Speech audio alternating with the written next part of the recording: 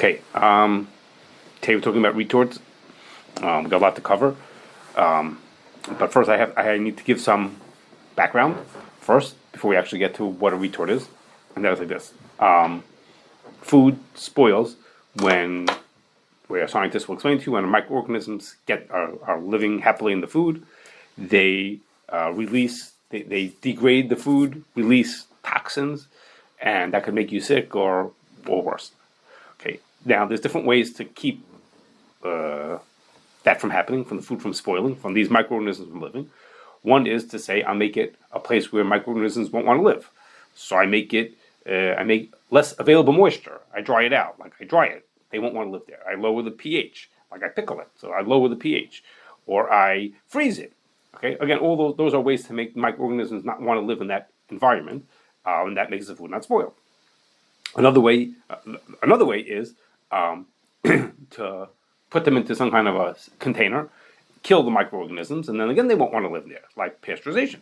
Okay, we heat the food up, we put it into this container, we pasteurize it really hot, we make it a certain temperature, the microorganisms who are in there are killed, and then they're in a sealed container, they won't grow anymore. Okay, and like an in between to that is we do that, but we don't kill them all, but we do enough that when we put them in the refrigerator, now between the cold temperature in the refrigerator and how many we got rid of, it won't spoil. It'll take a while for it to spoil. Okay, those are all variations of the same idea, which is we're getting rid of the microorganisms and putting it in a way that they won't come back. Okay, now a retort is a step above that.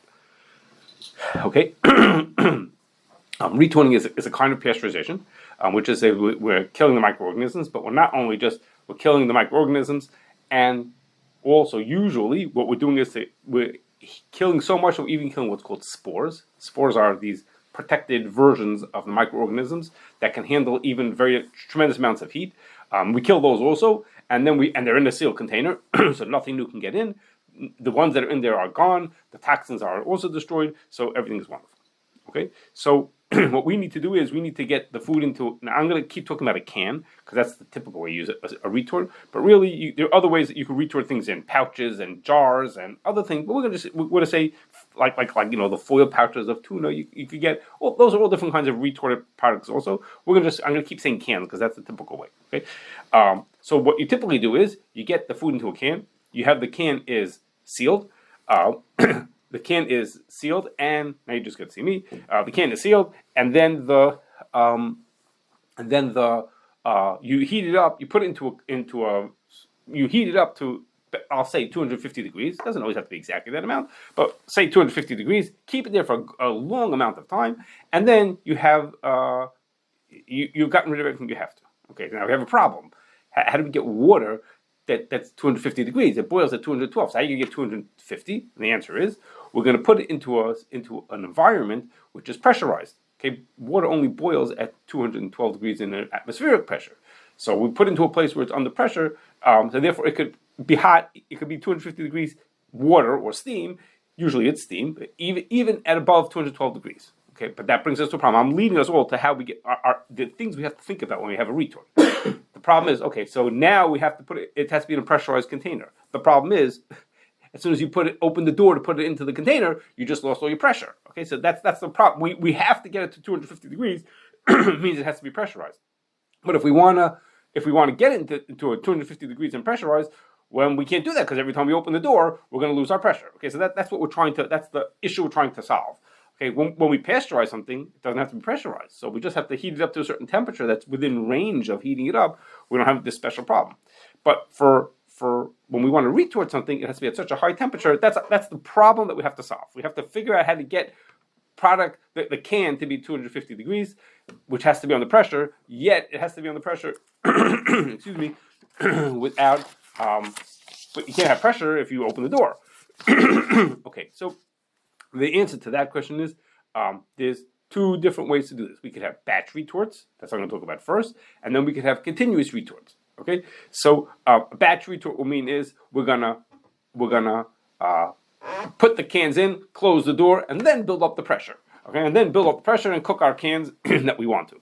And so that's good because it's easy because like I just said, you open the door, put them in, close the door, and you build up the pressure in a continuous retort, we're going to manage to somehow get the cans in and out of the retort without losing pressure. Okay, and that's the chachma to them. Okay, we're going to talk about the two different kinds of continuous retorts. Okay, but for batch retorts, I'm going to talk about the most typical batch retort. Okay, and that is like this. I'm going to get to my video in 1 second. Okay, and that is like this.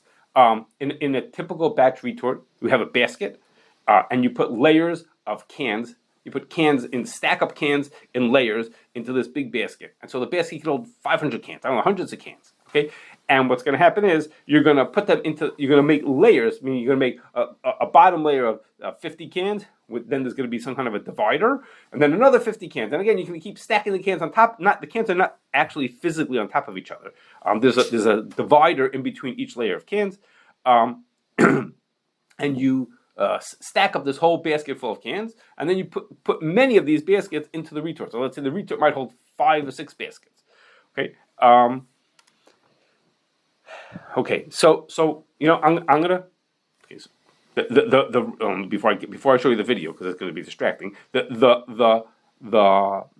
These baskets of cans are being rolled into this long tube. We call it a shell. Okay. They put into the shell, lock the door, keep that we can build up the pressure inside of them, and then we cook the cans, retort the cans inside of there. Okay. Okay. Let's do a video now, and then I'll continue my. Why it's not going? Here we go. Okay, here we go. The video is no sound. I didn't make it, as you'll see. Obviously, okay, here are cans. A bunch of 5. I think it's 5 baskets full of cans are being pushed into this retort. And each one stacked up with many cans. They have to lock the door. In this case, it's done by machine. Other people do it by hand. And now what you're seeing here is steam is being pumped into the retort. There's a vent on the top to let the air out. Okay, if we wanted to get really hot, at the beginning there's a vent open on the top that so it forces out the air. Eventually that closes out. There's no more air left. Then there's just a little called a bleeder. You'll see on the left there, which is where it's letting the steam circulate well, and it just sits and cooks. Okay, it heats it up to the right temperature that it needs to be for however long that's supposed to take. Then let's say it's an hour. Okay, it cooks up for let's say an hour, and then afterwards, now we got to cool it.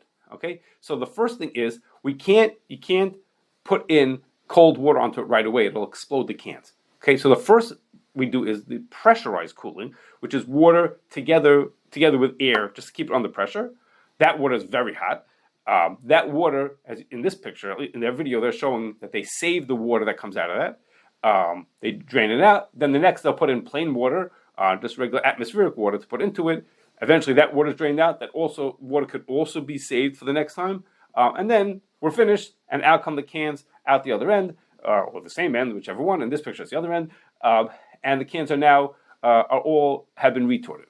Okay, it's the steam that cooks it. Yeah, steam. In almost every case, it's steam that's cooking it. Okay, steam can be over 212. No, steam can only be over 212 if it's under pressure. Okay, steam can't be over 212 when it's not under pressure. So if you want to have steam over 212, because what happens is at 212 it turns into steam. Well, there is such a thing as superheated steam, but yes, it needs to be under pressure. So if you want steam to come into there, under the chamber has to be pressurized. Okay, that's what you need, that chamber to be pressurized, which is why these big doors on the side. And the thing is made of this very heavy metal because it's got to hold in the pressure of whatever that steam is that you're trying to cook with. Okay, so let me stop the video because okay, it's gonna keep on circulating. Okay, so if the retort just was heated with steam, then we could kasher with steam because the bleed happens through steam. We can kasher with steam also. Okay, but usually the cooling is with water, like you see here. The cooling is with water, so we need to do our hagol to be with water also, unless we can be sure that the steam condenses on the walls, which is actually pretty typical. Think about it. If you take a cold big, heavy metal retort, and we pump steam into it, there'll be condensation on the walls. So if we could be confident of that, that's fine also. But as I mentioned, the water that's in there for cooling, that water typically gets saved. Okay, not always, but typically that's going to get saved. After each batch, they take it out and they put it someplace, to save for the next time. So that means is the water has to be changed for when you want to make kosher or you want to make parav, and that container that holds it has to be kasher also. Okay, the best way to deal with the baskets and the dividers.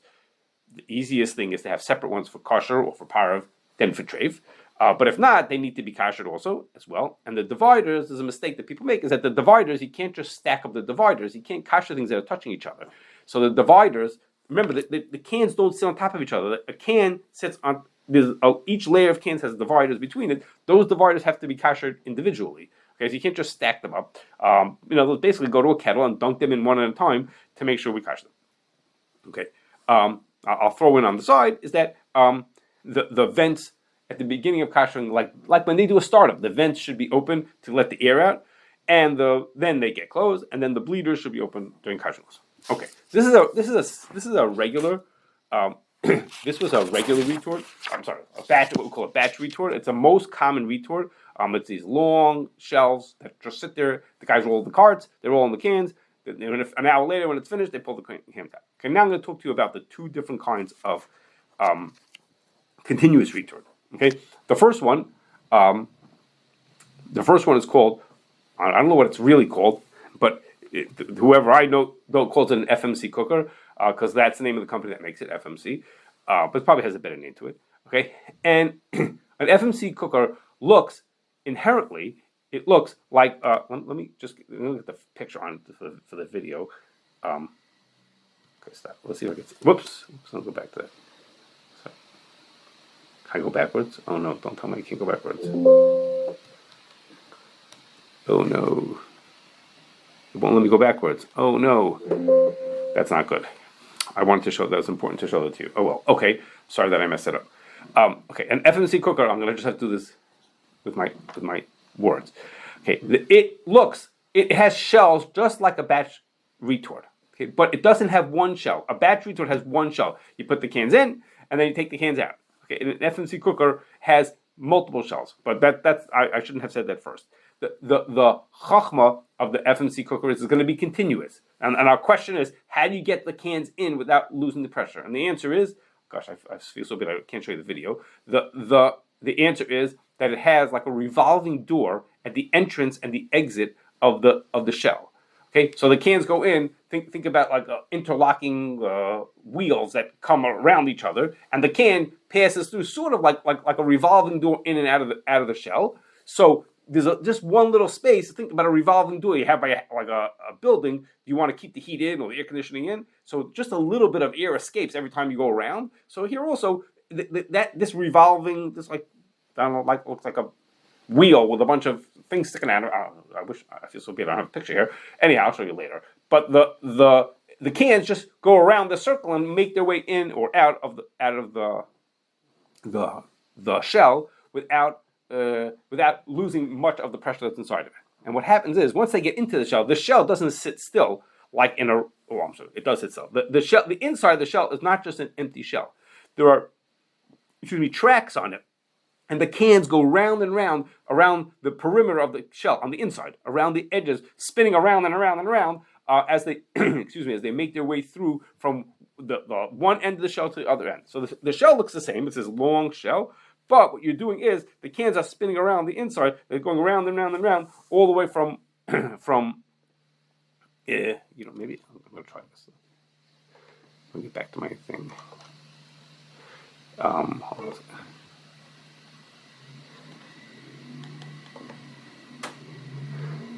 Whoops! Did I just lose everything? Here we go. I'll put this on.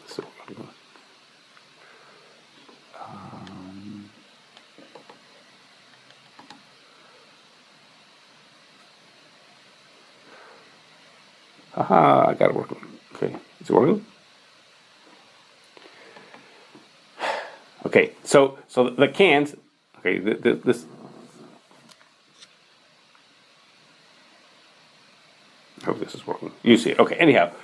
So the cans are going in. Now you can see them coming in through these, what I was trying to describe with my words. It goes through this like lock into the thing, and then it spins on the inside. The whole inside of the shell is spinning around. Okay, so the cans are making their way, and this is a nice demonstration, so to speak, of what's happening, and it's spinning round and round as it goes through the can. But the shell. I'm going to pause this if I can. I'll pause this for a second. Stop. Okay. In this case, since it's continuous, we can't have heating and cooling going on in the same shell. In the batch one, we heat it, then we cool it in the same shell. Okay. In the continuous one, we can't do that. It's got to be continuous. Cans keep coming into it. Keep going through. So what it'll have many shells, okay, 3 or 4 shells, okay. In the video you're going to see here, it's going to be 3, but other ones will have 4. So in this 3, the first one is like a preheater at the beginning of the heating of the cans. The second one is going to be where it sterilizes the cans, and the third one is where it cools the can. Whoa! How did that happen? I don't know what. I don't know what that is. We did some recording. I don't know what's going on over here. Anyhow, is this? No, I don't want that. Oh, stop. My next one, sorry. I don't even know what's happening. Okay, anyhow, so when well, you saw enough now. We have a first shell which is for heating. First shell which is for heating, and then we have a second shell another shell that's going to be for cooling. So it goes from shell to shell and goes through the same kind of locks from one shell to the next. So in the video it would have shown it was shell number 1 was for preheating, shell number 2 is for heating, sterilizing, and shell number 3 is for cooling. Okay, but so it goes from shell to shell, and each shell does its same job all the time. It's always doing the same thing, and it moves each one through these locks from going from one to the next. Okay, now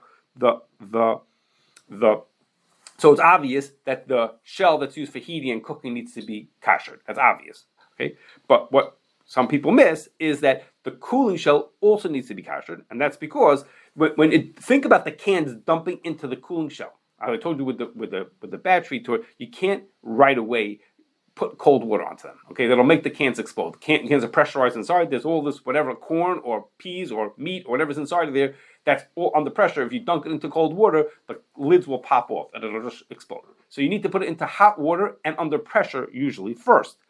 So what happens is the cooling shell, at least the beginning of it, or at least the first cooling shell, is hot water with under pressure, and that needs to be kashered as well. Okay.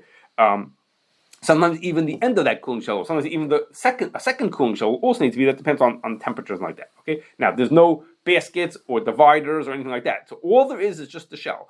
That's all that needs to be kashered. Just what you have to make sure of is to get the right shell. Okay. Make sure that you kasher all the shells that need to be kashered and not miss some of the cooling ones, which might be, you say, oh, cooling shell doesn't need to, but it's not true. Okay. Now back to now moving to our second kind or last kind of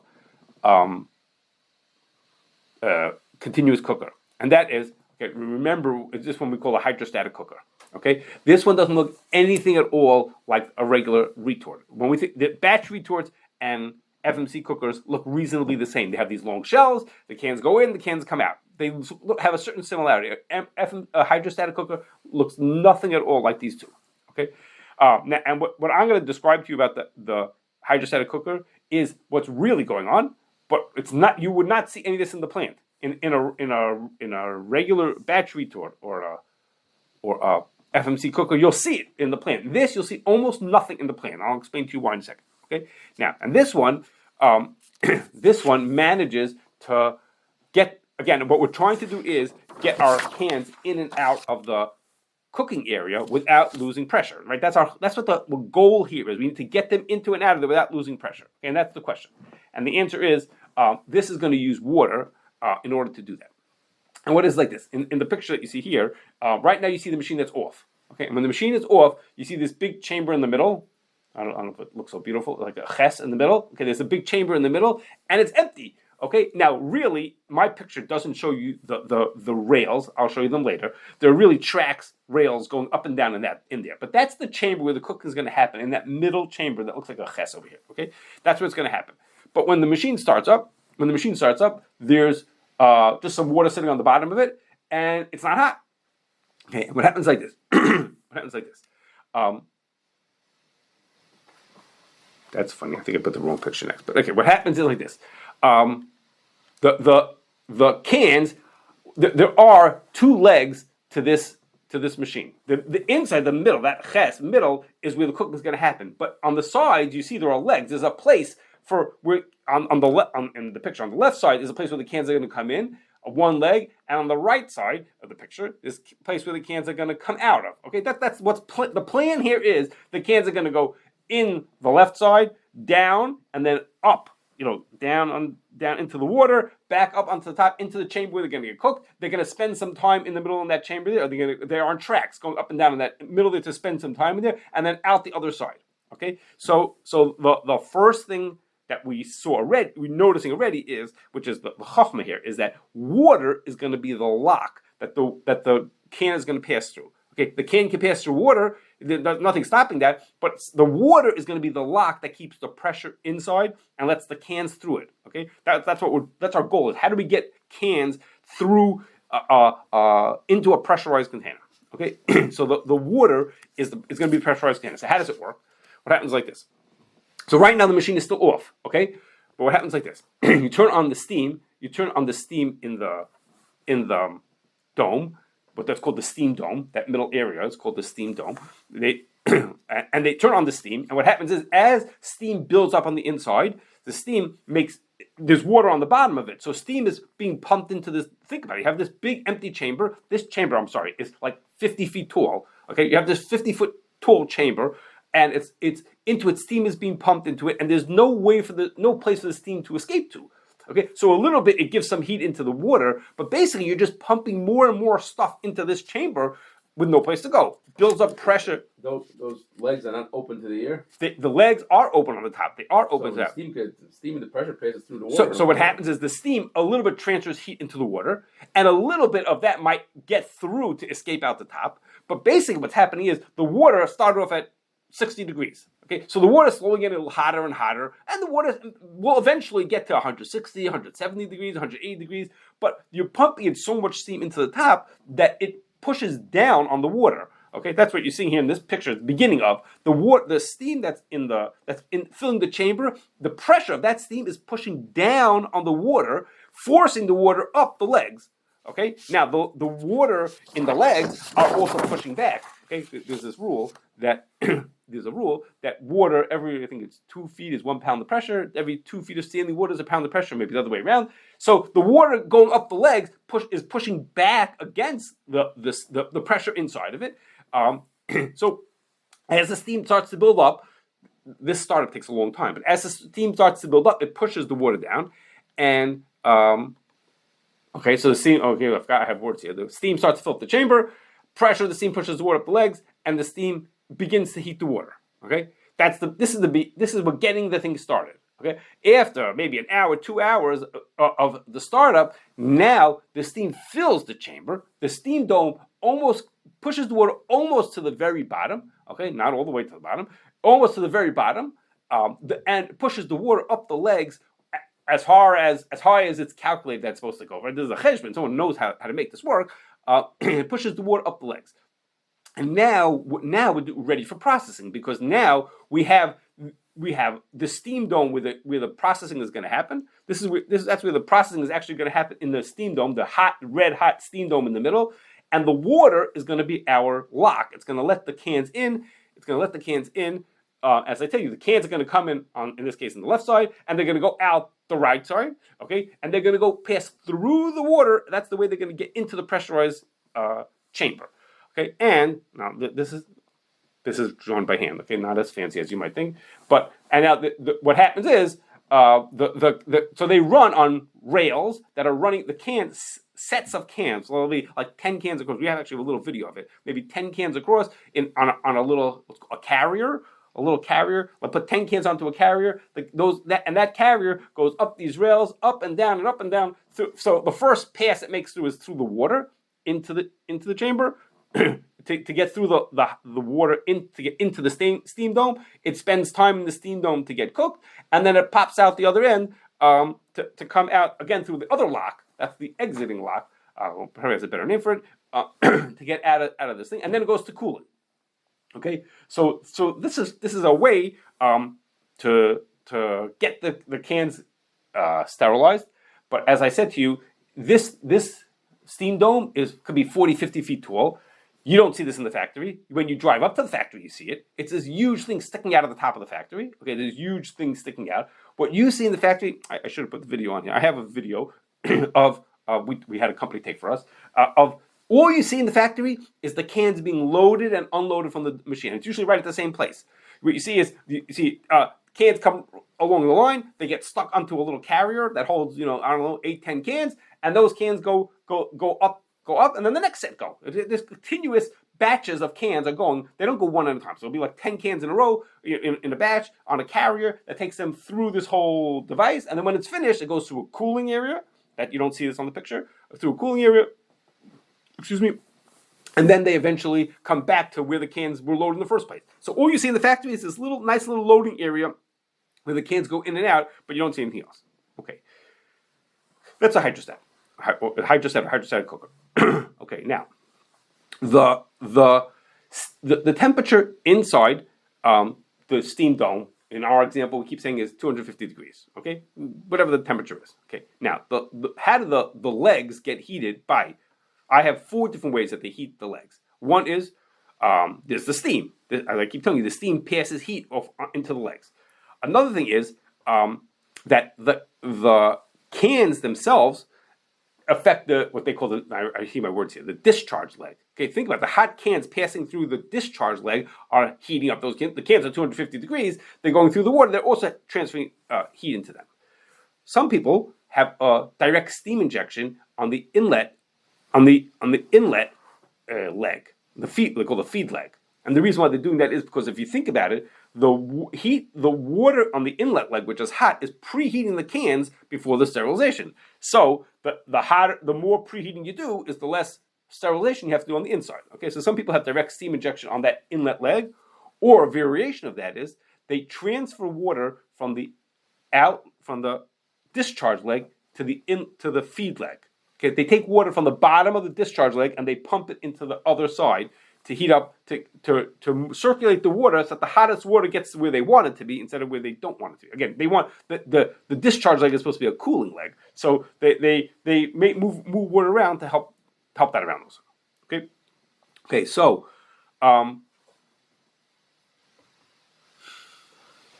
there's also cooling sections, which I'm not showing you here in the picture. The cooling section. After the discharge? Yeah, when it comes out of the discharge leg, it's still very hot. Okay, so sometimes it needs pressurized cooling. I don't think it usually does at this point because it's already gone through that leg, but it needs some kind of a cooling. There could be a cooling bath or a spray, or sometimes they have another dome that looks just like this that does cooling in it. There's different things, but all of that from a Kashrus perspective we have to pay attention to because usually cooling of such a hot thing means hot temperatures also. Okay. Usually, it thinks about it. Usually, something that's yatzleds, but also okay. So the board have to be changed. The chamber will have to be kashered, etc. Okay. Now, let's talk about kashering the hydrostat. The startup procedure for a hydrostat comes close to doing a kashering. Okay, does pretty close to being kashering because the startup is what I just described to you is almost mimicking what goes on during production. Essentially, that's what it is. So it gets. As far as I consider, as far as companies, they don't know of any time. Yeah. So the only time they think about time is because cans could break. Okay, in any of these retorts, I should have mentioned any of the retorts, cans on occasion explode or break or like that. Then they worry about they have contamination of things that are floating around. Buckle, right? Sorry. Yeah, but I'm saying that's something that they think about also because when a cans are from that standpoint. It'll be brittle, I would assume. Yeah, I can imagine how much could be in one can, right? How much could have come out of it? Yes, but they think about it because when cans are inside these chambers, the seal is not perfect. The seal only gets really firm when the can starts to cool down. Okay, that's why the cooling has. They pay attention to cooling because the seal doesn't solidify until it's cooled. When it's hot, you can imagine things are expanded. They're not perfect. So they care about things getting in at that time also. Mm-hmm. Okay, so for kashering, again, the startup procedures, which there's not a 5 minutes, the startup is hours. The startup procedure is close to kashering. I'm going to talk about some of the things that might not be perfect. And that's like this. When we kasher, the baseline we want for is we should have kabbalah kach. The temperature should be equal to the temperature during when it became treif. We would like it to be roischin, but at least we have to have kabbalah kach. Okay, so the startup, if you think about it, you would imagine that the startup gets things to be kabbalah kach. Okay, it's not exactly right, and that's because first of all, it takes time. The heat when the legs are being heated by steam spreading from the steam dome into the legs. That takes time. So during production, it keeps on happening. You can imagine they get hotter. And second is the cans passing through the discharge like keep adding heat to them also. Okay, there's no cans during a startup, and it may not be so hot. So it's you have to just pay attention to make sure you're getting the temperatures that you want to. Okay, so what the intelligent thing is to say is now there are probes all over the place. Okay, for legal reasons they have probes in lots of different places measuring temperatures. So what's a worthwhile thing to do is to come during a production in the middle of production and say, okay, let's look at all of your temperature probes and see what temperatures we're getting in all those places. Okay, this one gets to this and this one gets to this and this. During kashering, we want to do better than that for all those probes. Okay, that's the we think about it. We say, let's make sure we get. Each of the probes, there might be a probe on the top of the leg and the bottom of the leg in different places. Usually the bottoms of the legs are the hottest and the top of the legs is the coldest in the retort, in the hydrostat. So you just pay attention and say, okay, here we have this many probes in these places. Let's watch the temperatures and get more than that, okay?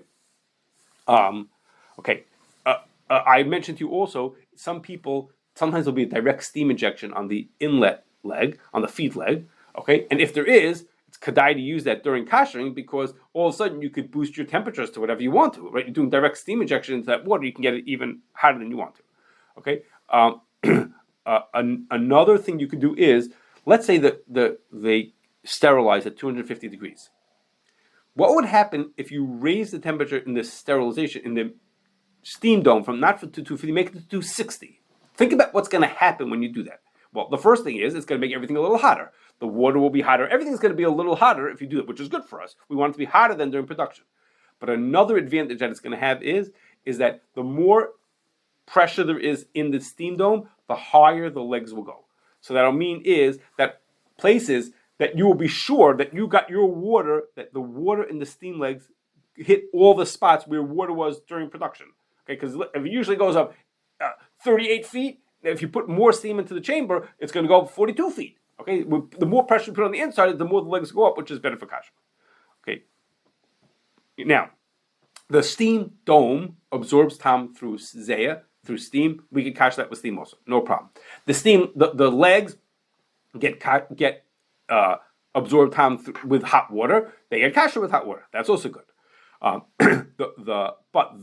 we do need to do is the carriers, the things that hold If you put more steam in the dome, more pressure to drive steam in the dome, and push the water lower, so that space where the water used to be is now steam.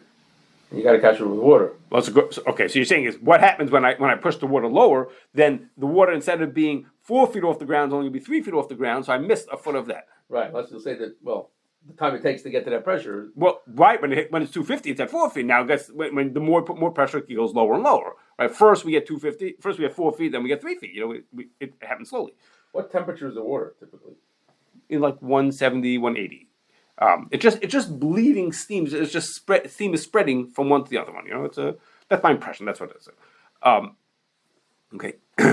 So all you can get is kabbalah kach. You're not getting. So if you make it again, if you have direct steam injection, you can make the water hotter. Again, sometimes it's direct, not always. Sometimes it's direct steam injection in the inlet leg as a way to help preheat the cans. That's why they have it. In which case, we can put that on as much as we want to. You're gonna get the rice one. You can get closer. You can get as much close as you want to. You can't get boiling, but you get close to that.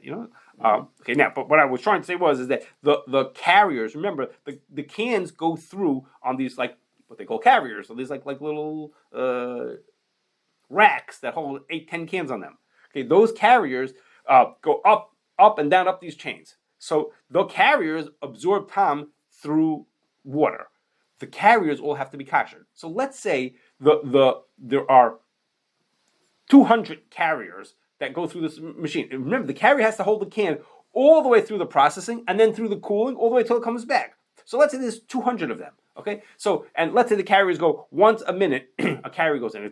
It's much faster than that. But I'm just making up a number. Let's say it happens once a minute. So for 200 carriers to go through means it's gonna take us. Well, once a minute will take a long time. It'll take us 3 hours to get all those carriers through. Okay, so we have to make sure that all of the carriers are also traced. We have to make sure that all the carriers make their way through the kashering that they should get done.